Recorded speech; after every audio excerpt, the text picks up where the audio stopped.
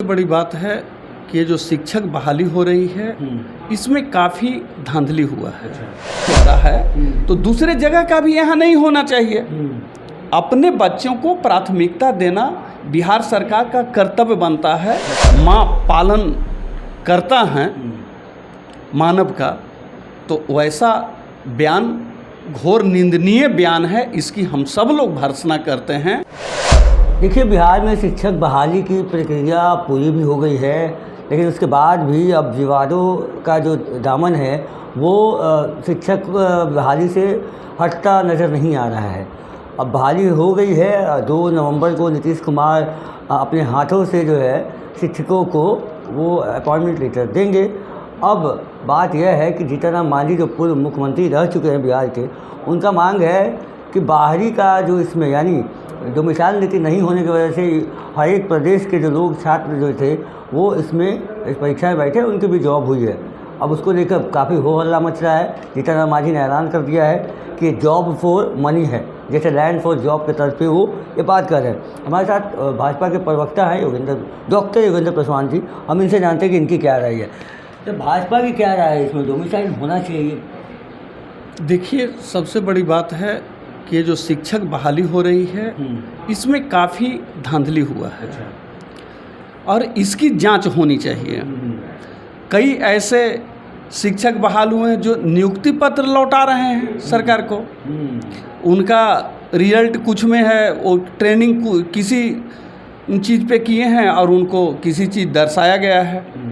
तो ऐसी स्थिति में ये पूरा मामला जांच का बनता है। इसमें फर्जीवाड़े की बुआ रही है और बड़े पैमाने पे गड़बड़ी हुई है। इस गड़बड़ी की जांच बिहार सरकार कराए, उसके बाद ही नियुक्ति पत्र बांटने की प्रक्रिया होनी चाहिए। तो डोमिसाइल मांग कर रहे हैं वो बार बार। डोमिसाइल पे आपका क्या राय है? देखिए, क्या स्टैंड करती है? जब दूसरे राज्यों में हमारे बच्चे को नहीं मिलता है रिजर्वेशन का फ़ायदा या दूसरे राज्य के रहने के कारण, तो अपने बच्चों के लिए तो सरकार को विशेष ध्यान देना ही चाहिए। इसमें कहाँ दो मत है। जब हमारा दूसरे जगह नहीं होता है तो दूसरे जगह का भी यहाँ नहीं होना चाहिए। अपने बच्चों को प्राथमिकता देना बिहार सरकार का कर्तव्य बनता है, जिसको वो निर्वहन बिहार सरकार नहीं कर रही है। तो सर, आप एक भाजपा 1 नेशन 1 लॉ की मांग करती है, एक देश एक कानून, तो कोई डोमिसाइल आएगा तो ये तो अलग अलग कानून हो जाएगा। मैं कह रहा हूँ कि अपने बच्चों को पहला प्राथमिकता देना चाहिए।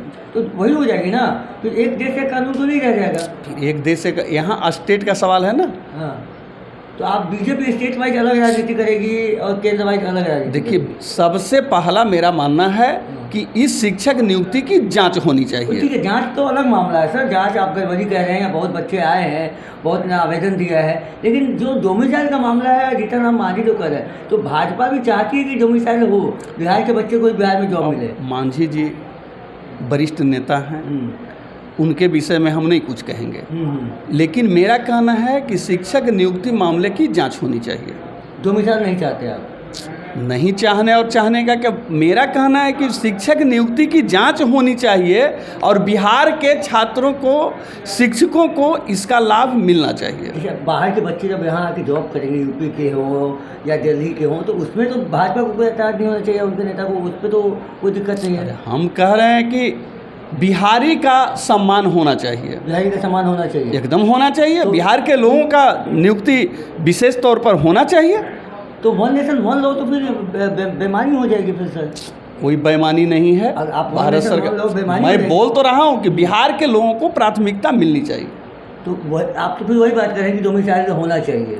फिर डोमिसाइल की बात पे अब धुआं फिरा करके ले आ रहे हैं। मैं बोल रहा हूँ कि मांझी जी क्या कहे नहीं कहे, वो मांझी जी वरिष्ठ नेता हैं, उन्होंने अपना जो भी वक्तव्य दिया है मैं सुना नहीं हूँ, लेकिन मेरा यही कहना है कि इस नियुक्ति में काफ़ी गड़बड़ी हुई है। इस नियुक्ति की जांच होनी चाहिए। जांच होनी चाहिए, जांच की मांग कर रहे हैं आप। मतलब आप भी मान रहे हैं कि ये जॉब मनी फॉर जॉब हुआ है, job for money, land for job के तौर पर गड़बड़ियाँ हुई है। इस गड़बड़ियाँ की जांच बिहार सरकार को कराना चाहिए। लेकिन सरकार तो कहती है कि एक ऐसा एग्जाम हो गया जिसमें परीक्षा का पेपर लीक हुआ ही नहीं, जैसे सिपाही का लीक हो गया, लेकिन ये परीक्षा इसका तो उदाहरण है ना कि कई लोग गड़बड़ नियुक्ति पत्र मिलने के कारण कि आगे चल के हम फंस नहीं जाएं, जिसके कारण नियुक्ति पत्र लौटा रहे हैं। इससे बड़ा और क्या प्रमाण होना चाहिए। एक और सवाल है, जो अभी दुर्गा पूजा खत्म हुआ है और राजद के विधायक ने एक बहुत ही आपत्तिजनक बात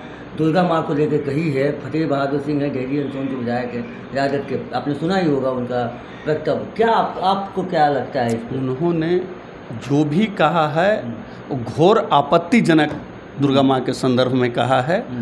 हमारे आस्था के केंद्र हैं माँ पालन करता हैं मानव का, तो वैसा बयान घोर निंदनीय बयान है। इसकी हम सब लोग भर्त्सना करते हैं कि इस तरह का राजद की संस्कृति और प्रवृत्ति रही है, उसके अनुसार उसके विधायक व्यवहार कर रहे हैं।